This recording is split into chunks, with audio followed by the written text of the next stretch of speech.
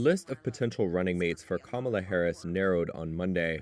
North Carolina Governor Roy Cooper and Michigan Governor Gretchen Whitmer both say they're not in the running to join the presumptive Democratic U.S. presidential nominee on the ticket. The high-stakes decision has taken center stage since Vice President Harris became the Democratic frontrunner for the November election just over a week ago, after President Joe Biden ended his White House bid. Cooper withdrew from Harris's vice presidential candidate pool on Monday, saying in a statement that he was honored to be considered, but that it, quote, wasn't the right time for North Carolina and for me to potentially be on a national ticket. On the same day, Whitmer said on CBS that she was, quote, not a part of the vetting process for Harris's running mate. Vice presidential nominees can be used to balance a presidential candidate's ticket to appeal to a wider swath of voters. Harris is weighing a list of mostly white male candidates. She took a break from the campaign trail this weekend and held private conversations with several of the candidates, including Pennsylvania Governor Josh Shapiro, according to two sources familiar with the calls. Others under consideration include Kentucky Governor Andy Beshear, U.S. Senator Mark Kelly of Arizona, Minnesota Governor Tim Walz, and Secretary of Transportation Pete Buttigieg. Flights to the Middle East face new disruption. Services to Beirut airport are being cancelled or delayed over fears of escalating conflict in Lebanon. That's after a rocket strike killed 12 people in the Israeli-occupied Golan Heights on Saturday. Israel has since indicated it may retaliate over the attack, which it blames on the Iran-backed Hezbollah group. That raised fears of a full-scale conflict, though Hezbollah denies any responsibility for the killings. On Monday, Germany's Lufthansa said it had suspended routes to Beirut, including services by group firms like Eurowings. Data from jet tracking app Flight Radar shows other services being cancelled. That includes ones operated by Turkish Airlines and Ethiopian Air. Lebanon's own Middle East Airlines said disruption to its operations was due to insurance risks. Beirut only has one airport, and it has been a frequent focus of conflict. The hub was targeted during the country's civil war and in previous fighting between Israel and Hezbollah. U.S. President Joe Biden wants to make sweeping reforms to the country's Supreme Court, remaking one of America's most powerful institutions. Here's what you need to know. Biden wants Congress to adopt an 18-year term limit for Supreme Court justices. The 9 members of the court currently enjoy lifetime appointments. John Roberts was appointed Chief Justice in 2005 and has been in the role for just over 18 years. Justice Clarence Thomas, who joined the court in 1991, has been on the bench more than 32 years. Unlike other members of the federal judiciary, the Supreme Court's justices have no binding ethics code of conduct, but they're required to report outside income and certain gifts. Last year, reporting from ProPublica revealed Clarence Thomas accepted lavish vacation travel from a wealthy benefactor without disclosing it. In response, the court adopted its first code of conduct. But critics say that code doesn't go far enough, particularly in requiring justices recuse themselves. Some point to work by Thomas's wife, Ginny, in support of Donald Trump's false claims of election fraud as reason for the justice to recuse himself from related cases. Others point to Samuel Alito apparently flying flags at 2 of his residences associated with Trump's efforts to overturn his election loss. Neither justice recused themselves. Legislation would be required to impose term limits and an ethics code on the Supreme Court, but it is unlikely to pass the current divided Congress. Biden will also propose a constitutional amendment that makes clear that having served as president does not guarantee immunity from federal criminal indictment, trial, conviction, or sentencing. That's after the U.S. Supreme Court ruled in July that Trump cannot be prosecuted for actions that were within his constitutional powers as president, in a landmark decision recognizing for the first time any form of presidential immunity from prosecution. An amendment like that would be even more difficult to enact, requiring 2/3 support from both chambers of Congress or a convention called by 2/3 of the states, and then ratification by 38 of the 50 state legislatures. Were called to reports of a stabbing at 11:47 this morning and at a address in Southport. When they arrived, they were shocked to find that multiple people, many of whom were children, had been subjected to a ferocious attack and had suffered serious injuries. It is understood that the children were attending a Taylor Swift event at a dance school when the offender, armed with a knife, walked into the premises and started to attack inside the children. We believe that the adults who were injured were bravely trying to protect the children who were being attacked. As a mum and a nana, I can't begin to imagine the pain and suffering that the families of the victims are going through at this moment in time. I called the police, but there's many people on the phone at that point because it was like a bomb had gone off. Girls' bodies all over the place. One of my colleagues that works with me, James, he brought one of the girls out of the building, and she didn't look good at all. Poor kid. Venezuelan President Nicolas Maduro claimed victory in the country's presidential election, but opposition rival Edmundo Gonzalez claimed he was the victor and had the polling to prove it. Buenas noches a todo el pueblo de Venezuela. The country's Electoral Authority, or CNE, said Maduro had won a third six-year term with 51% of the vote. The election authority said Gonzalez won 44%. But opposition leader Maria Corina Machado said Gonzalez had secured 70% of the vote and that multiple independent exit polls and quick counts decisively showed his victory.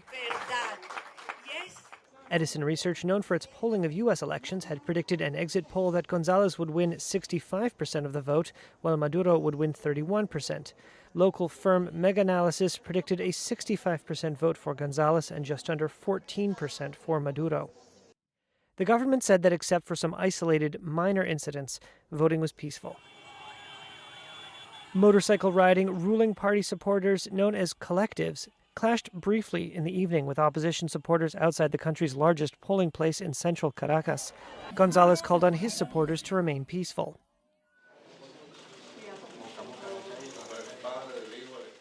Maduro, a former bus driver who was the hand-picked successor of his mentor Hugo Chavez, has been in power since Chavez's death in 2013. His government has presided over a sharp economic and social deterioration. The U.S. reimposed oil sanctions in April, accusing Maduro of reneging on promises to ensure free elections. Gonzalez is a 74-year-old former diplomat who has been a long-time but low-profile member of the opposition. He was originally registered as a placeholder in March after popular opposition leader Machado was unable to register because of alleged fraud violations, which she denies. Machado has since thrown herself into campaigning for Gonzalez. The two, speaking to large crowds around the country, have employed emotional rhetoric, including about their hope for the many who have emigrated from Venezuela in recent years to return home. The United States has said it has serious concerns that the results announced by the Electoral Authority do not reflect the votes of the people. Meanwhile, reactions from Latin American leaders were mixed. Argentine President Javier Milei called the official result a fraud, while Costa Rica and Peru rejected it, and Chile said it would not accept any result that was not verifiable.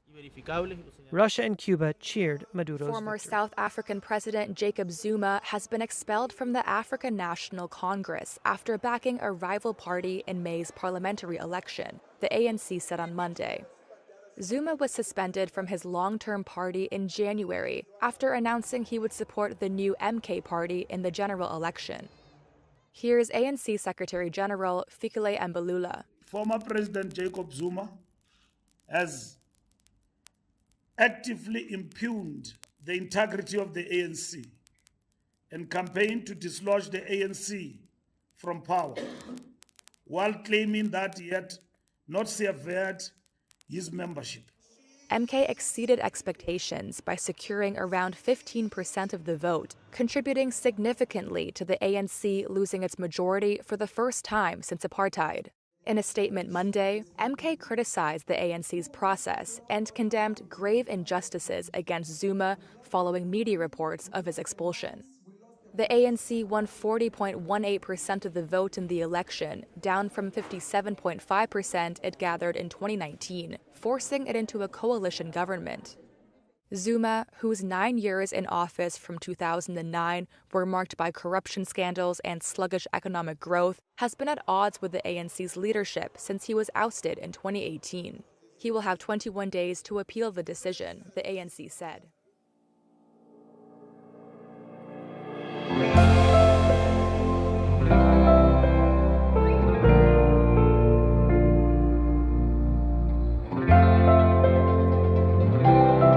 Apple unveiled plans for its artificial intelligence products back in June. With Apple Intelligence, powerful intelligence goes hand in hand with powerful privacy. Portions of the service, dubbed Apple Intelligence, are now rolling out to beta testers this week. But the system may be built on a surprise choice. A research paper from the tech giant published Monday seems to show that Apple has shunned chips from AI champion NVIDIA. Instead, it's using processors designed by Google. That's a surprise, as NVIDIA controls about 80% of the market for AI chips. The research paper doesn't explicitly rule out using silicon from the firm, but its descriptions of software and hardware don't appear to fit with any NVIDIA products. Instead, Apple says it's using so-called TPU chips designed by Google for machine learning. The search titan sells access to such semiconductors via its cloud computing platform. There was no comment on the Reuters report from any of the firms involved. U.S. stocks finished mixed Monday in choppy trading as investors await the results of a Federal Reserve meeting and earnings from several mega-cap technology companies later this week. The Dow closed down 0.1%, while the S&P 500 and NASDAQ added 0.1%. Hennion & Walsh Asset Management Chief Investment Officer Kevin Mon said he is paying close attention to what the Fed does on Wednesday following its two-day meeting. This is a really big week for the markets and for the psyche of investors, as we have the Federal Reserve meeting July 30th and July 31st, and we'll get more of an indication from the Federal Reserve about when that mystical first rate cut may occur. Now, while I wouldn't be shocked if they cut in July, I would be very surprised. As it stands right now, they're calling for one interest rate cut this year, and most in the markets think that interest rate is going to come in September. Time will tell, but that adds an element of volatility this week. Among the companies posting quarterly earnings are Apple, Amazon, Microsoft, and Meta Platforms. Their results will offer clues on whether technology sector stocks are vulnerable or can extend their recent rallies. Stocks on the move Monday included one mega-cap, Tesla, after Morgan Stanley added the electric car maker's shares to its top pick U.S. autos list. And McDonald's climbed nearly 4% after it said its $5 meal deal, which launched late in June, was popular among customers shying away from higher-priced items. As a result, the fast food giant reported a surprise drop in sales, its first in 13 quarters. SpaceX could soon be landing its rockets near Australia. Reuters sources say Elon Musk's firm is in talks to bring one of its giant starships down just off the coast. That follows a June test, which saw one of the rockets conduct a controlled splashdown in the Indian Ocean. It also comes as the US and Australia step up their security ties in a bid to counter China. Going ahead will require Washington to relax strict controls on the overseas use of the sophisticated technologies in the rockets, according to the sources. The plan would see a Starship blast off from Texas, land in the sea off Australia, and then be towed ashore for recovery and reuse. That could reportedly be the first phase of a more ambitious plan that would see the rockets take off from or land on Australian soil. Starships are designed to be fully reusable and could have applications besides launching satellites and astronauts. The US Air Force is examining whether they could be used to deliver cargo to the far side of the world in just 90 minutes. SpaceX has also been researching the idea, funded by a Pentagon grant. US budget documents suggest it will start working on a prototype next year. Some at the Pentagon reportedly viewed the June landing in the Indian Ocean as a key step towards the capability.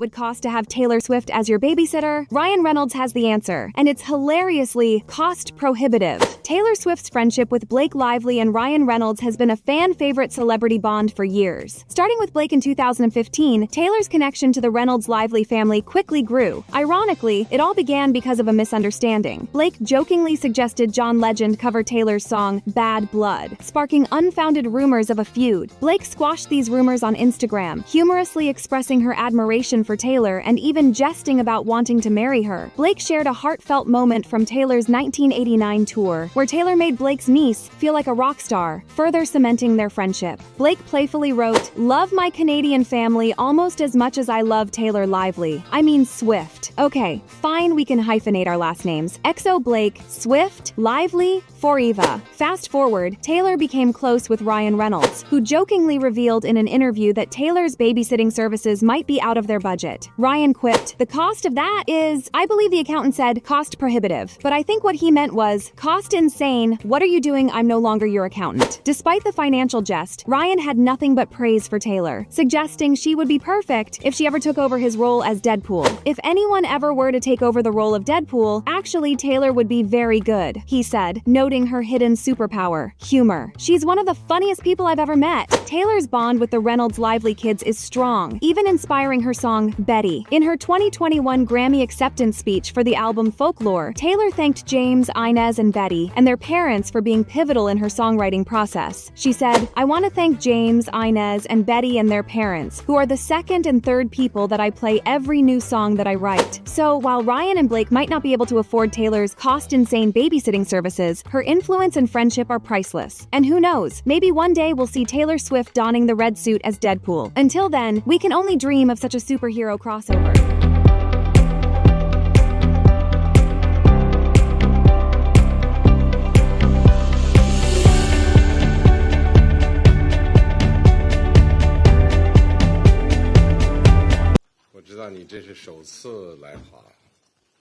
Anni dalla scomparsa di Marco Polo, perché è un anniversario che definisce 当前世界百年变局加速演进，各国相通则互进，共进；封闭则各退；团结则共进，分裂则各退。中伊两国应秉持源远流长的丝路精神，从历史维度、战略高度和长远角度看待和发展双边关系，推动国际社会求同化异，扩大共识。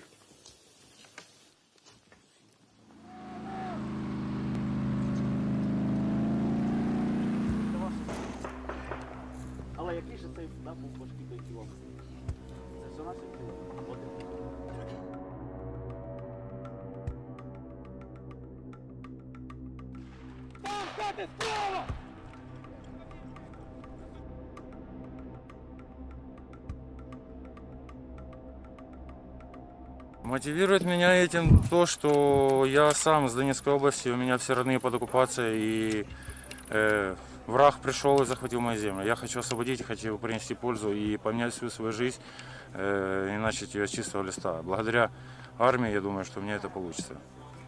Карьерный рост и служба с Украиной в сердце к победе.